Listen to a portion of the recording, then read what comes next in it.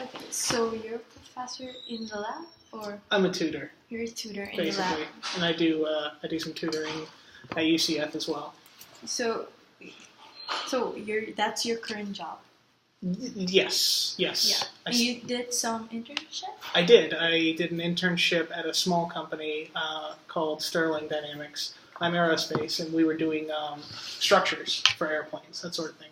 So you did that in team, or you did that alone? It was complicated. I basically did it alone. I had a team on the other side of the country, but our office was crazy small. So even though we have weekly meetings, my work was mostly alone. Okay. How did you land on that position? There's a lot of opportunities out there if you look for them. Usually the school will give you opportunities. I know when I came here, I would get emails pretty frequently about internship opportunities. UCF is a big program for it. Lockheed Martin has an entire floor in career services just for their internships. Really? Yeah, exactly. And then there's if you go to UCF, I don't know if you were. Yeah. Okay, yeah. Well, there's so much opportunity. You went to UCF? I'm still there, yeah. Yes? Yes. So, let me see. What do you enjoy most about doing that job? Engineering? Oh, man. I guess what don't I enjoy about it? It's good. I do love design. It's one of the most fun things you can do.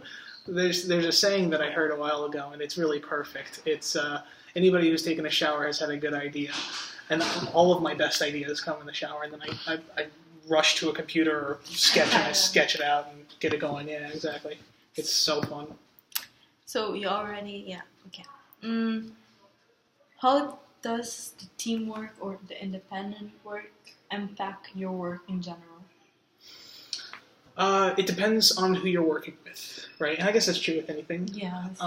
You'll always have a group of people. Like right now I'm in a design team, and some of the people there are rock solid, and I know I don't have to watch over their work at all. And some of them are not so much, and I have to kind of micromanage and make sure they're staying on task and doing these things. Yeah, some of them depend on someone. It does depend.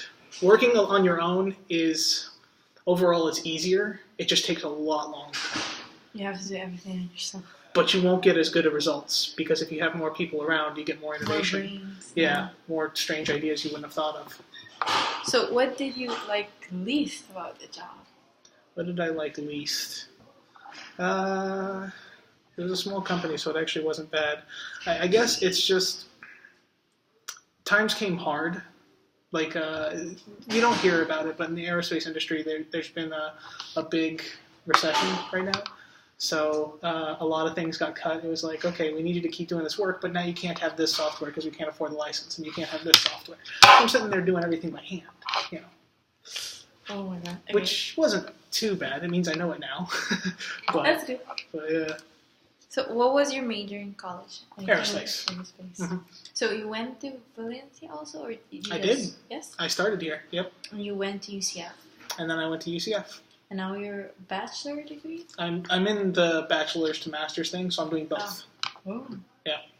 So, are the master hard? It depends. It depends on what major you go into. I know for the mechanical and aerospace, there's one class that's really, really hard, and of course it's the first one that you take. It's the equivalent of differential equations too, and you deal with imaginary numbers, real numbers, series. So much math. I'm in that right now. It's so hard. You took a lot of math, right? Yes, you have to take a lot of math. There's 3 calculus, 1 differential equations, everything you need up till calculus. I mean, that's the life. Is calculus. Math. It's math. It's all math. It's yes, true. Trig and calculus. What is trig? I didn't get that yet. Trig? Yeah. Triangles. The study of triangles. Oh. That's all it is. Okay.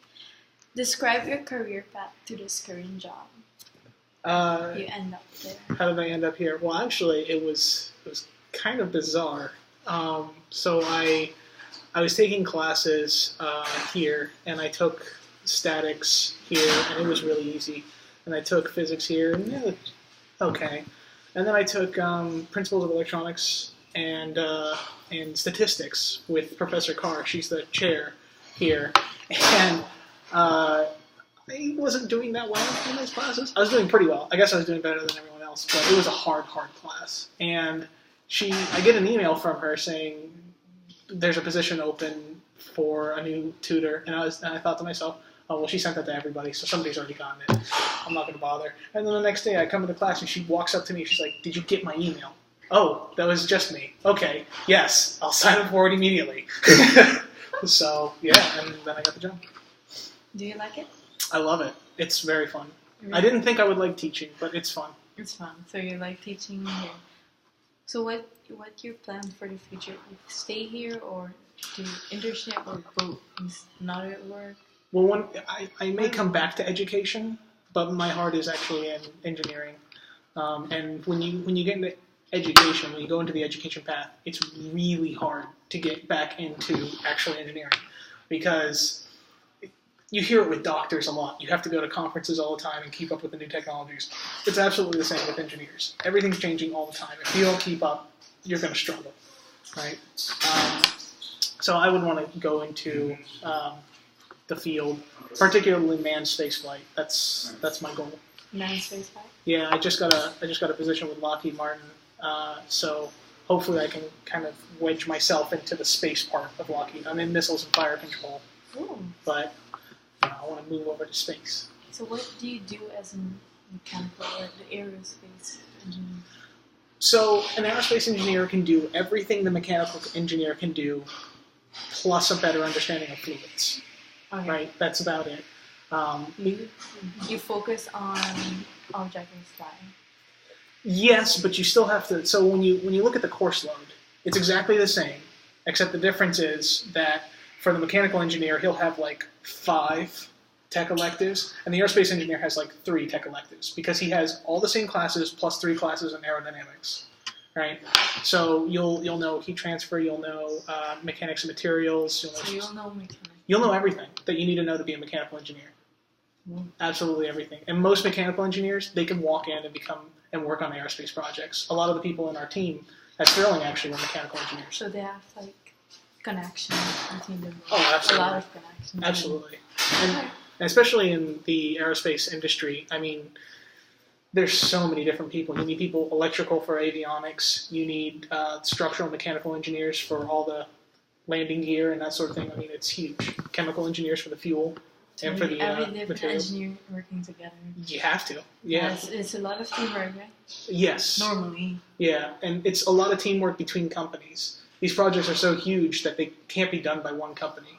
So, like, say, Boeing with their 787 that just recently started going, there were so many suppliers all over the world, everybody doing a little something different. Like, Japanese did the wing boxes, Americans did this, and, et cetera, right? So you have to work not only with teams in your own company, but with teams in all sorts of different companies and kind of network together.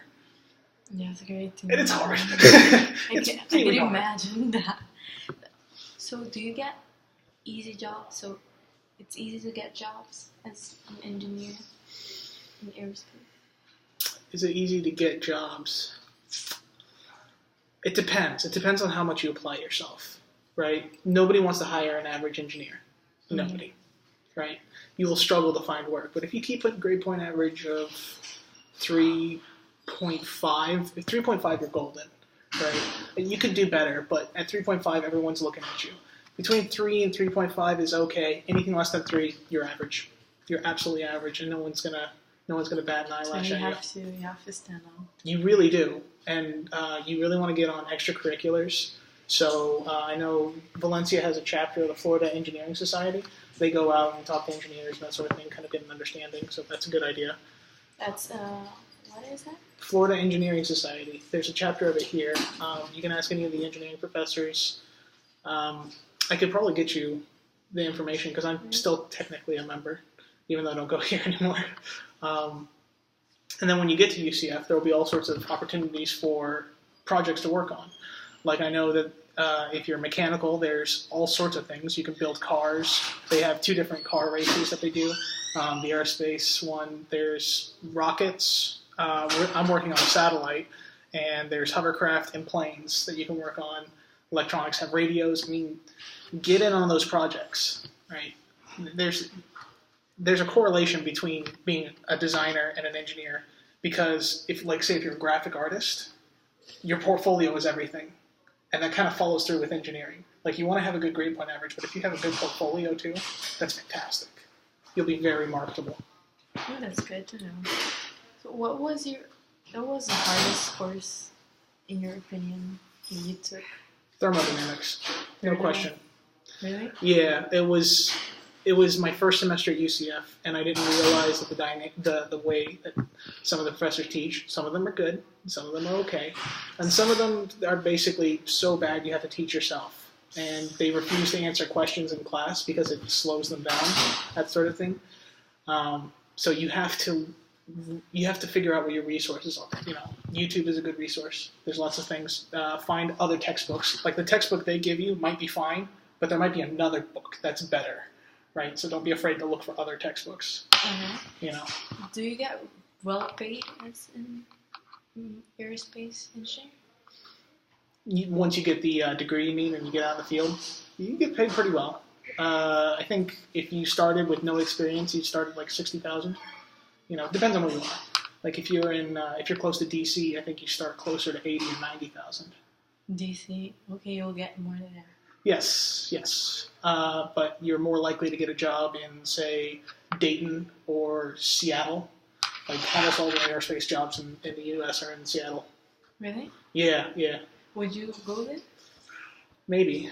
They don't do much space. It's all air over there. They do planes and that sort of thing. So if I decided to give up on space, I would. But real life space. Yeah. So the big space places are Texas, big time. Texas is big for that. Houston and California, actually. Southern California has a lot of space industry. Really? I didn't know all that. Yeah, SpaceX's headquarters is in Southern California. Thank you. Yep. No problem. I appreciate your time. Pleasure.